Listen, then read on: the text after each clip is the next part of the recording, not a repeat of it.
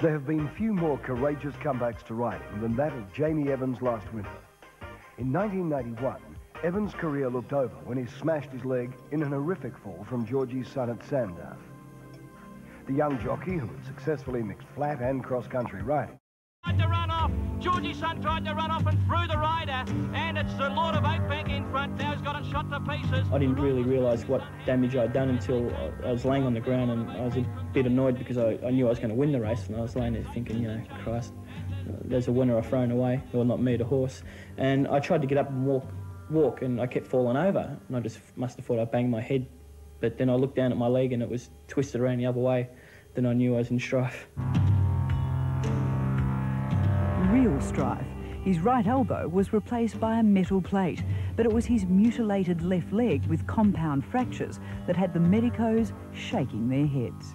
After that, the doctors came in and told me over the next couple of days I was going to be out of action for at least 12 to 18 months, which didn't set in too good.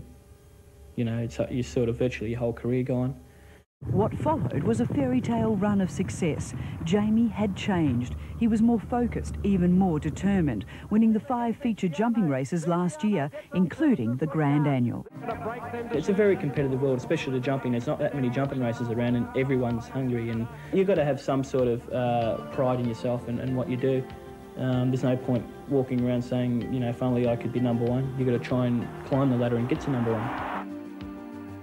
Jamie, congratulations. A great ride yesterday, and great win, and it's a great race, the Hiskins, isn't it? It's a fantastic race, Bruce. You know, it is the Cox Plate of jumping, and it was great to win it for a second time. Jamie Evans is one of 35 starters in the Grand National this year, and that means he becomes the first Australian jockey to compete in the Grand National. You're lucky to still be riding because, I mean, you've had a lot of injuries. Were there times when you thought to yourself, this is it, I better start looking for another career?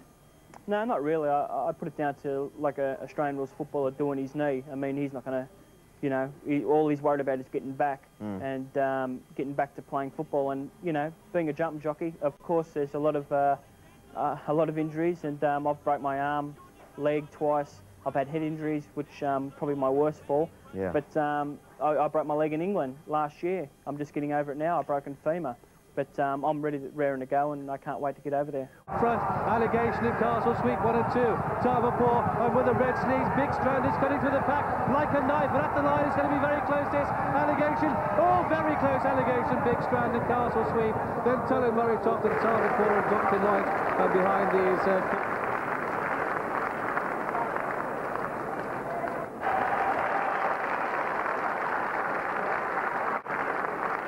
Festival winning here. How big is that in Jamie Evans' career? Yeah, well, I've rode a couple of winners during the Melbourne Cup Carnival. That's exactly what we have in, but for flat racing, I won a couple of our hurdle races there. But this is bigger than anything I've ever experienced. I mean, I thought riding a winner in Tokyo was big, 80,000 people, but no, this is the biggest. This is a dream come true. Well, it's great for us to have an Australian champion here with us at Shelbourne. Thanks very much. Thank you. For champion jumping jockey Jamie Evans, 1999 is a year he'll gladly put behind him. Not only has he been plagued by a leg injury suffered in a race fall 6 months ago, more recently he's had to come to terms with the death of older brother Stephen, suffering from kidney failure. Stephen Evans committed suicide rather than accept a kidney from his brother, an operation which both knew would have ended Jamie's riding career. Now Jamie is more determined than ever to get his riding career back on track. No. And I understand that you had the awful job of making the decision to turn his life support off.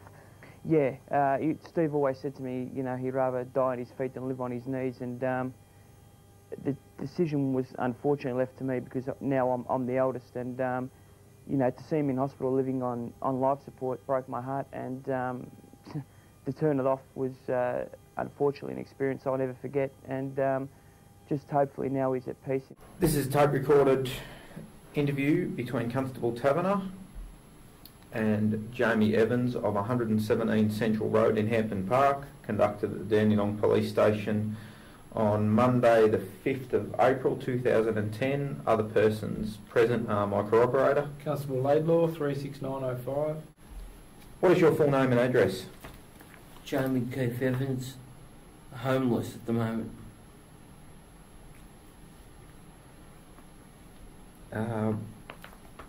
Whereabouts did you live previously?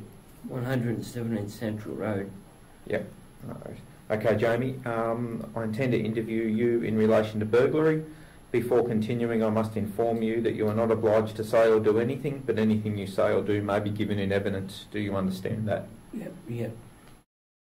I was never a smoker, drinker or drugger at all.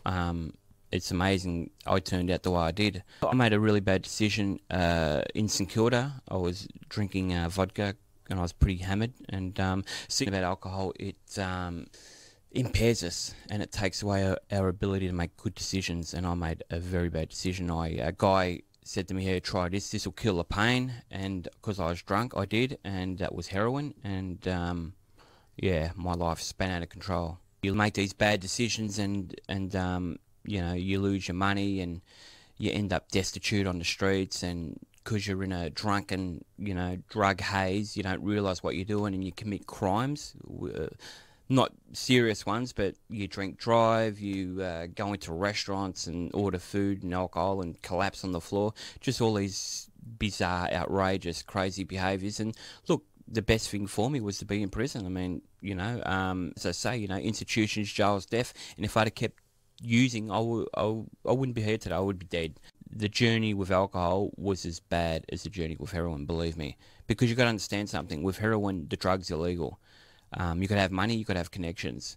With alcohol, the drug's legal. It's everywhere. It's on every street corner, and you don't even have to have money. You just steal it if you want to get a drink. And the journey on alcohol was just as bad, if not worse, than the journey on heroin.